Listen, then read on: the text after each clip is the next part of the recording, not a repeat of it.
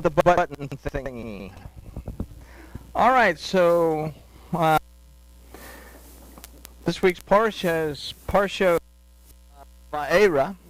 This is Parasha Va'era 5778, so we don't confuse it with Torah portion Va'era. This would go from Shemot 6:2 through 8 through 9:35, but we're not going to do all that. So we're going to look at just a few things in this Torah portion. So Torah Elohim will take a look. Father, thank you for this opportunity for us to grow closer to you by and through your word. That you will open our eyes, ears, and open our hearts. When you appear before us and when we are in your presence. Thank you in the name of Yahusha. Amen. All right, so Parasha Va'era. The word Va'era means and appeared, amongst a whole bunch of other things, but and appeared will work for now. So this Torah portion reintroduces Yahuwah Elohim to the children of Israel. Elohim gives Moses a bunch of instructions and says, this is what you're to say to the children of Israel and whatnot. So it's going to be a reintroduction to the children of Israel in a most distressing way.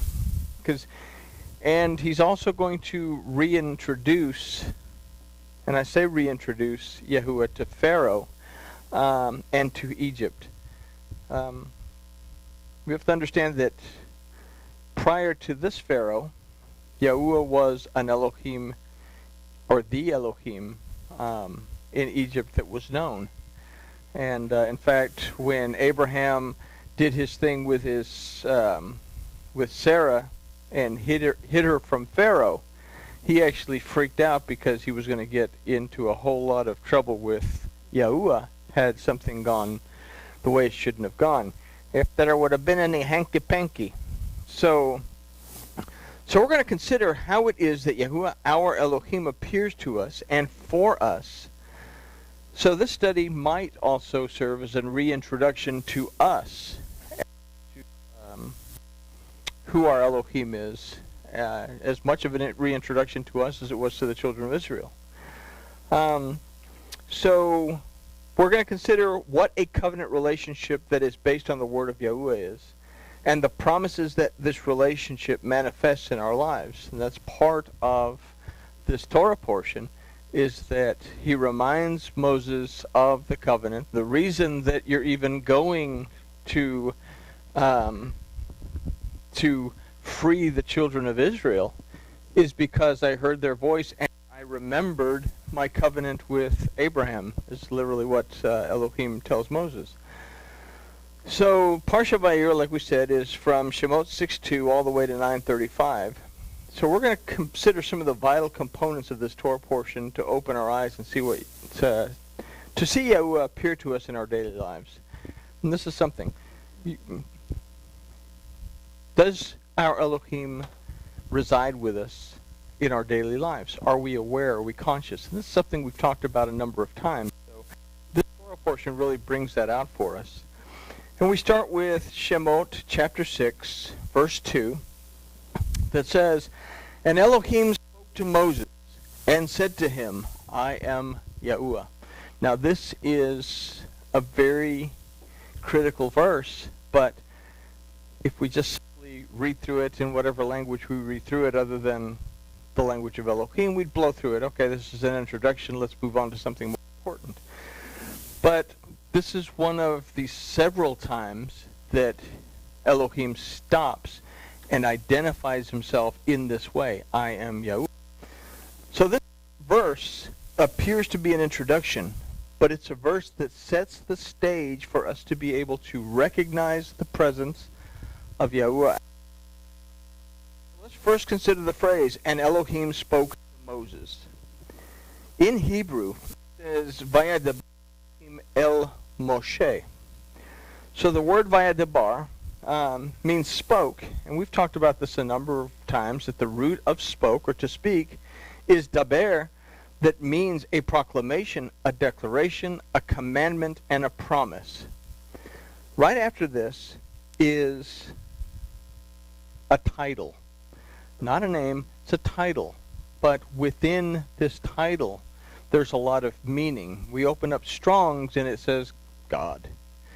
We've got to go back into the ancient mindset of the Hebrew people. They didn't recognize this concept of a deity. They recognized something that existed with them. So Elohim means a force or a power from an ancient Hebraic point of view. This is how they understood it to be.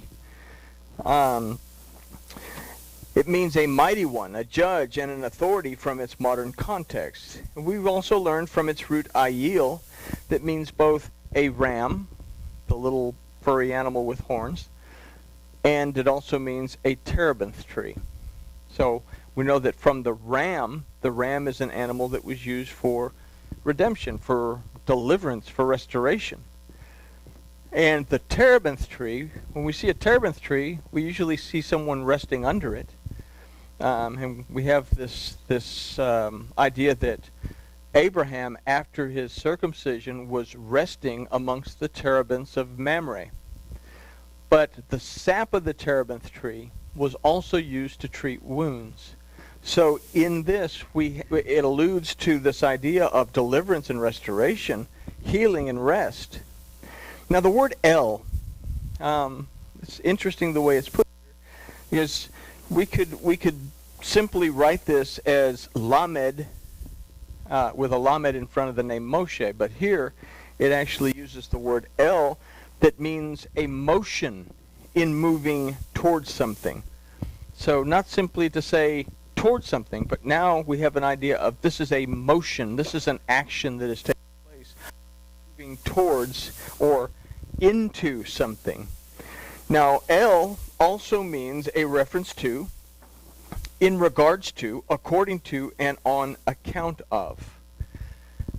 The interesting thing about Hebrew words is that they all have both a positive connotation, but they also have a negative connotation. They have negative connotation as well. And in this case, the negative of this, it means to move against something. So, well, we'll put it all together in a second. The name Moshe means to draw out. So in order for us to understand the name Moshe a little bit better, to why it means to draw out, well, we can say, okay, the princess of Egypt named him Moshe because he was drawn out of the Nile. But let's consider Shemot 7, 1 and 2, in order to better understand the idea presented by Moshe, by Moses. Who has said to Moses, "See, I have set you in Elohim's place to Pharaoh, and Aaron your brother shall be your prophet. And you shall speak all that I command you, and Aaron your brother shall speak to Pharaoh, that he let the children of Israel out of this land." So now we have an idea of how Moses is being sent to Pharaoh, that Moses is going to act as an Elohim to Pharaoh. In other words, Moses is going to be the one who will act as a powerful judge with the full authority to redeem Pharaoh, deliver Pharaoh, restore Pharaoh, and heal Pharaoh if Pharaoh will let the people go. We say to let go of Am. We said, okay, Am is the word for people. But if we bring this down into something that we can apply to our lives, the root of Am is Amam, that means a dark or dim, that finds its root letter in Ayin, that means perception.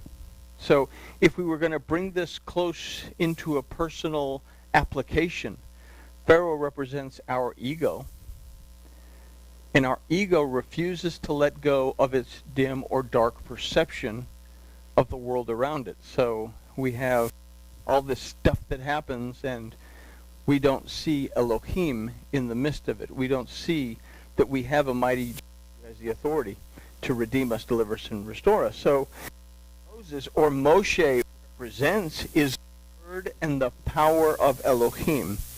And it's from this that we must be able to move towards in order to draw out the proclamations, declarations, commandments, and promises that deliver us, restore us, and bring us rest, and be willing to consider them and live our lives in accordance.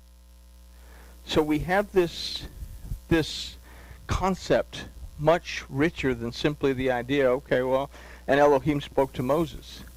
What it's telling us, if we apply it today, is more than simply part of this narrative, is that we must move towards the word of Elohim in order to draw out of it the encouragement that we need to move forward in a state of rest and rest. So, but as a note about Pharaoh, he is a representation of our ego, the carnal state of mind that keeps us battling against the word of Elohim. Yahuwah our Elohim appears to us in his word, not in our carnal perceptions. So, when I am spending time with my Elohim, when I spend time in prayer, when I spend time in study, this is the time where I am most sensitive to be aware of the presence of Elohim, that he has appeared to me, so to speak. Okay, so Yahuwah our Elohim appears to us in his word, not in our carnal perceptions. If we're clear on this, let's consider the next phrase of this verse. It said, and said to him. Not a whole bunch there. Yahuwah spoke to Moses, and this is what he said. But in Hebrew, it says, Vayomer Alev. Now, the word Vayomer means and spoke, but comes from the root emor, that also means to speak from the heart. So in our other studies, we've learned that if the last letter of the Torah is Lamed and the first letter of the Torah is together, they spell Leb, that heart. So the Torah is the heart of Yahuwah our Elohim, and that by and through the Torah, it is that here we Shema. We perceive, discern, understand, obey, and apply, and are content in the word of Elohim. But we have to be able to Shema, to not hear it. We have to add a little bit more into that. Perceive it, discern it, and understand it. Now the word Alev goes back to the root word El that we talked about earlier, that denotes motion and moving towards something or into something. It means in reference to, again, in regards to, according to, and on account of. Then again, the negative connotation against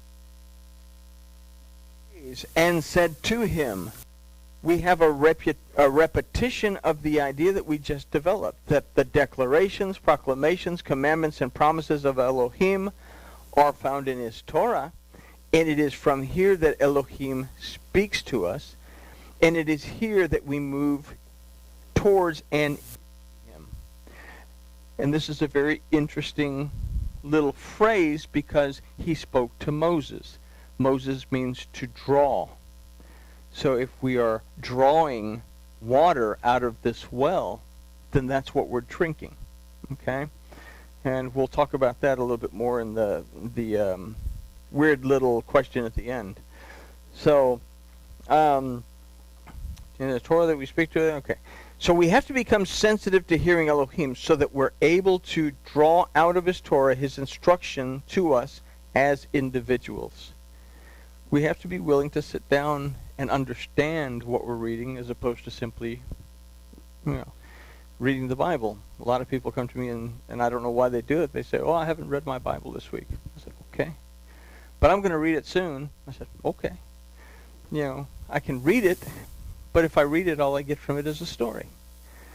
I need to drink it. I need to consume it in order for it an impact in my life. So we have to become sensitive to hearing the word of Elohim in our lives. So let's consider some examples of this. Okay? How does the Bible give us instructions on anything. So we have some examples, and I use examples up to this Torah portion. In Bereshis, we learn to ask ourselves, where am I? Where do I get my information? And what am I going to do? Okay? In the situation with Hagar, also in Bereshis, when she's in the desert because Sarah has told Abraham to move Hagar out, and Abraham's all upset about it, and Elohim tells him to listen to what she says, that Hagar is also asked a question. And the question is, what is the matter with you? Okay? So we learn that we must identify our issue and face it according to the directions given to us by the Ruach of Yahweh. There are a lot of questions that are asked throughout the Torah. There's a lot of questions that are asked throughout the Bible.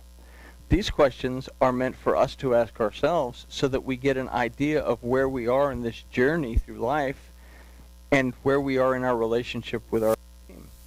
So it isn't just biblical mumbo-jumbo.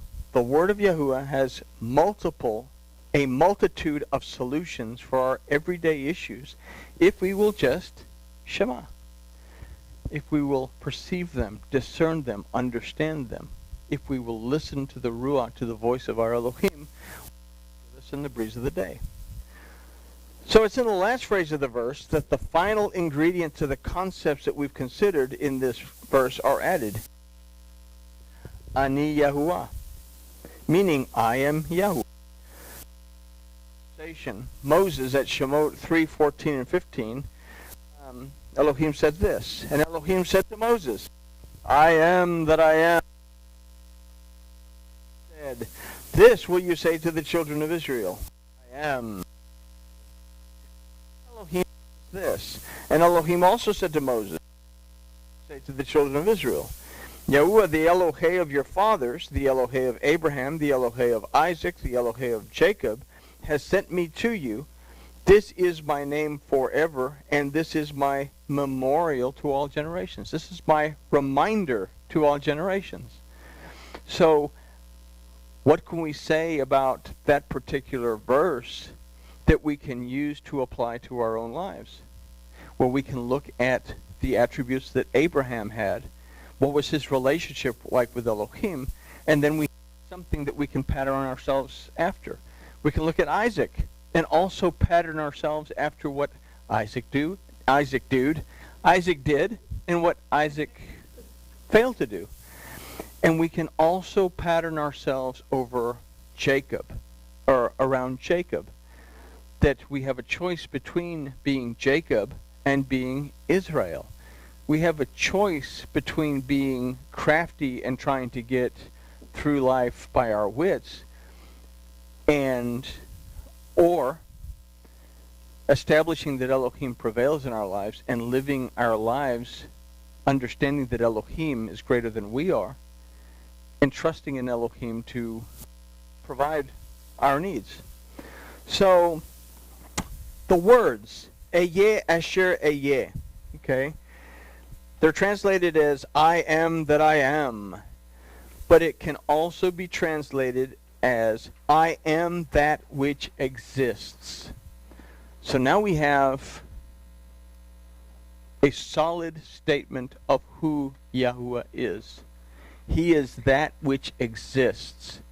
What he's saying is, I am the only living Elohim. All your other Elohims are made out of stone and wood. I am that exists. Here the concept of believing that Elohim exists comes into play. We ask often, do you believe that Yahuwah Elohim exists?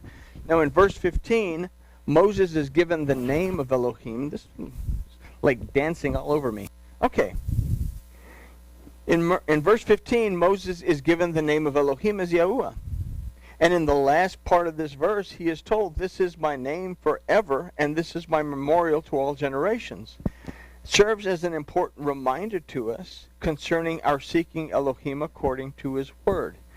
Now, this would have been written in the Proto-Sinaitic language, okay, earlier than what we call the Odiot. So we look at this Proto-Sinaitic, And we have the Yod that's like an arm with a hand on it.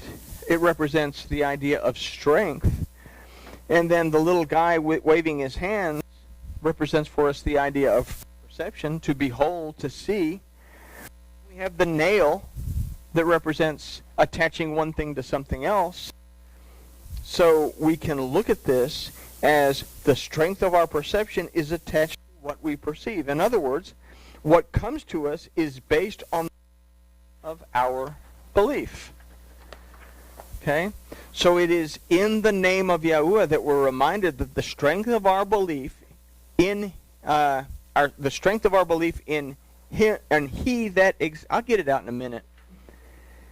What the name Yahuwah reminds us is that the strength of our belief in He that exists is what will bring manifestation into our lives.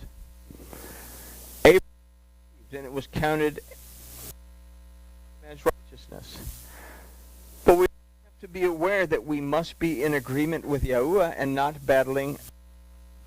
So 3 examples of this are presented in the verse. And it appeared to Abraham, to Isaac, and to Jacob as El Shaddai. And was I not known to them? We have a mistranslation in English a lot of times. We see this. And by my name Yahuwah, I was not known to them.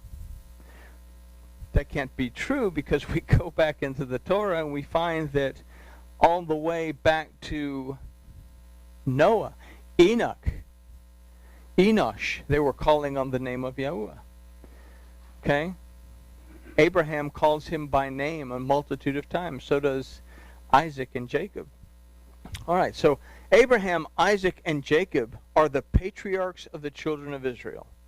All 3 maintained a personal relationship with Yahuwah their Elohim. And all 3 knew Elohim by his name Yahuwah. And as a result, all 3 walked in a covenant relationship with Yahuwah their Elohim. So here we can consider that Yahuwah is telling Moses, if you will believe in me and walk with me in the manners that your fathers did, I will manifest great things on your behalf.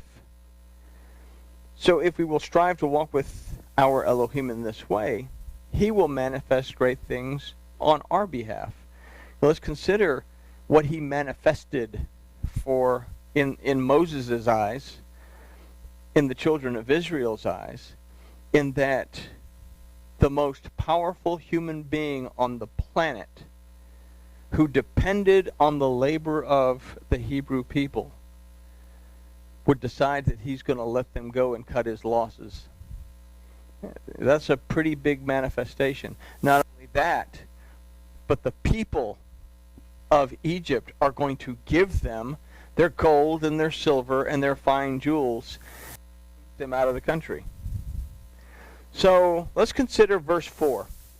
And I have also established my covenant with them to give them the land of Canaan, the land of their sojournings where they sojourned, the land of their wandering where they wandered. So this verse is a continuation of verse 3. But we learn that because of the patriarchs' beliefs and because of their walking in agreement with the declarations, proclamations, commandments, and promises of Yahuwah, that they were in a covenant relationship with Yahuwah. It is because of this that verse 5 becomes a possibility. And verse 5 says, and moreover, I have heard the groaning of the children of Israel, whom the Egyptians keep in bondage, and I have remembered my covenant. Now, the word for Egyptians is Bitzarites, and comes from the root matzor. That means to be constantly bombarded by something. So we put ourselves in the position of the children of Israel as people going through life. I don't know about any of y'all, but I have stuff that constantly bombards me. And I have a choice. I can either walk with Elohim as my covering and be covered by the anointing of Yahuwah and be able to say, I can do all things through Mashiach, that anointing that gives me the strength because I am connected and I can overcome the problems. Or I can refuse to let the people go like Pharaoh did. So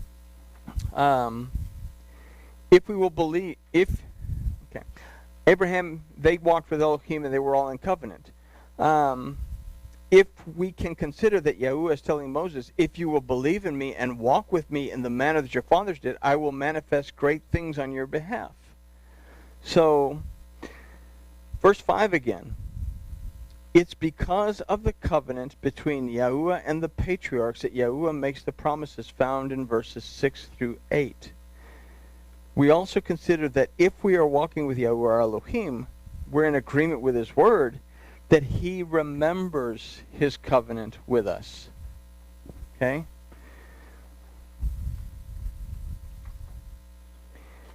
And we turn the page. So verse 6 says, in this manner, say to the children of Israel. Okay, now Moses is getting an instruction as to what to say to the children of Israel. And it starts off with, I am Yahuwah.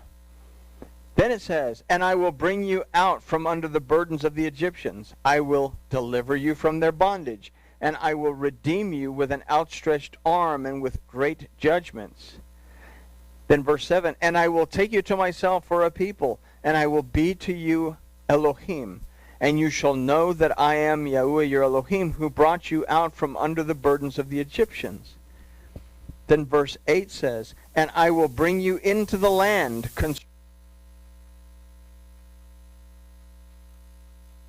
as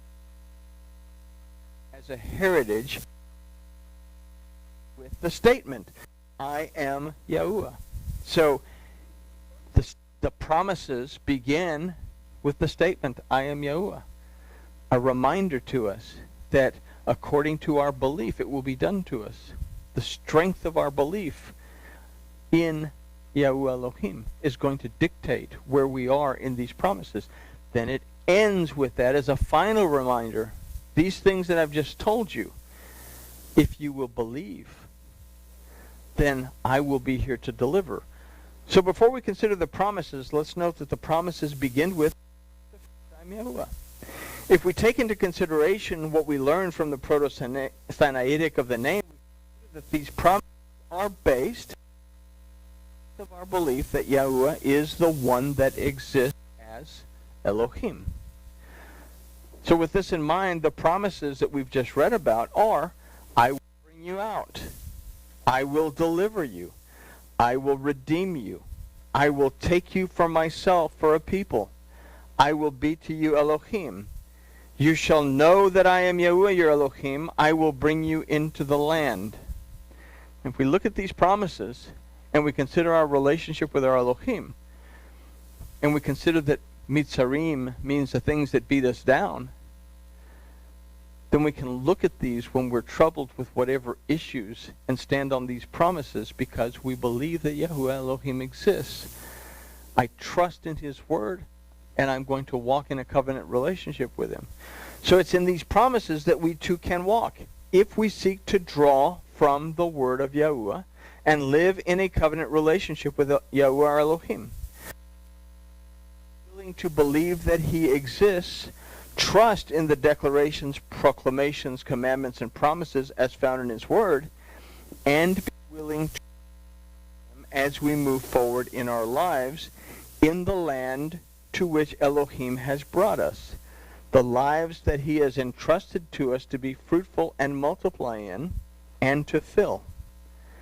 So to be in a covenant relationship with Yahuwah Elohim is to know that in difficulty, Yahuwah says, I will bring you out and I will deliver you. To know that in anxiety, depression, or any other mental, spiritual, or physical malady, Yahuwah, our Elohim, says, I will redeem you.